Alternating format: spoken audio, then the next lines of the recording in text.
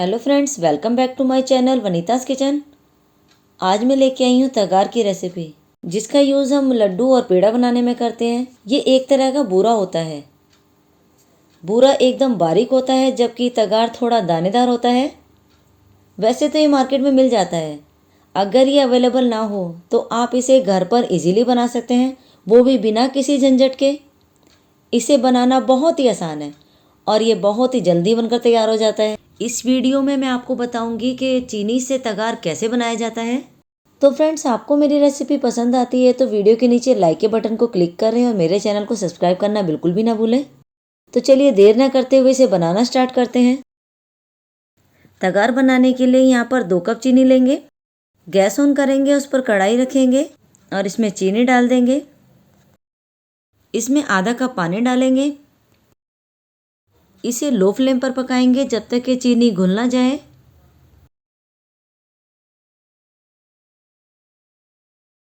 चीनी घुल गई है, गैस का फ्लेम हाई कर देंगे। हमें इसे बीच बीच में चलाते रहना है।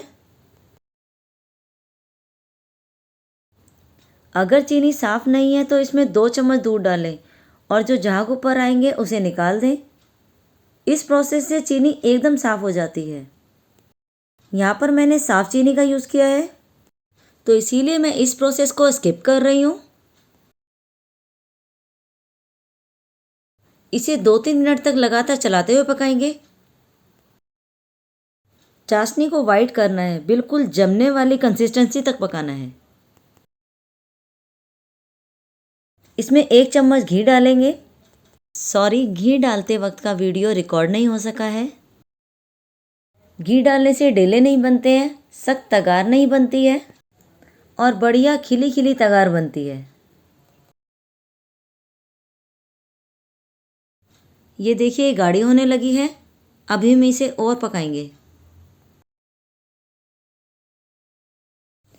चाशनी तैयार है तगार बनाने के लिए। मैंने इसे चीनी के मेल्ट होने के बाद लगातार 5 मिनट तक हाई फ्लेम पर पकाया है। बस इसी स्टेज पर गैस का फ्लेम बंद कर देंगे। इसे लगातार चलाते हुए ठंडा करना है। जैसे जैसे आप इसे चलाएंगे चाशनी ठंडी होती जाएगी और धीरे धीरे तगार हमारा खिलने लगेगा। मैंने कढ़ाई को उतार कर स्टैंड पर रख लिया है। कढ़ाई बहुत ज़्यादा गर्म है, तो इस स्टेप को बहुत ज़्यादा सावधानी से करें। और ये देखिए, तगार हमारा खिलने लगा है। इसे लगातार चलाते रहें, प्रेस करते रहें ताकि गुठलियाँ ना बने। अगर तगार में गुठलियाँ पड़ जाए तो स्पून की हेल्प से फोड़ लीजिए। तगार बनाना बहुत ही आसान होता है, बस इसके लिए थोड़ी सी हाथों की मेहनत चाहिए होती है,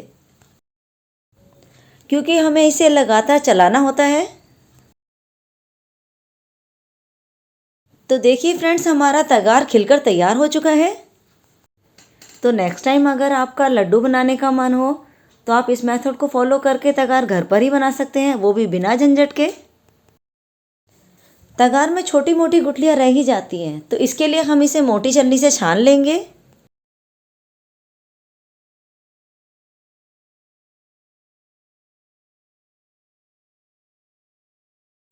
लड्डू या मिठाई बनाने के लिए ये तगार बनकर तैयार है। आप भी इसी तरीके से तगार बनाकर घर में मिठाइयाँ बनाइए, क्योंकि तगार से बनी हुई मिठाइयों का टेस्ट बहुत ही बढ़िया आता है। मैं भी इसे यूज़ करने वाली हूँ अपनी अगली रेसिपी में, तो मेरी अगली रेसिपी भी ज़रूर देखें।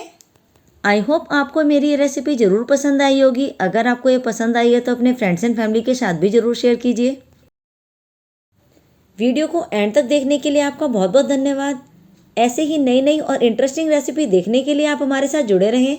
आज के लिए बस इतना ही। तब तक खुश रहिए, हेल्दी रहिए और कोविड के प्रोटोकॉल को फॉलो करते रहिए।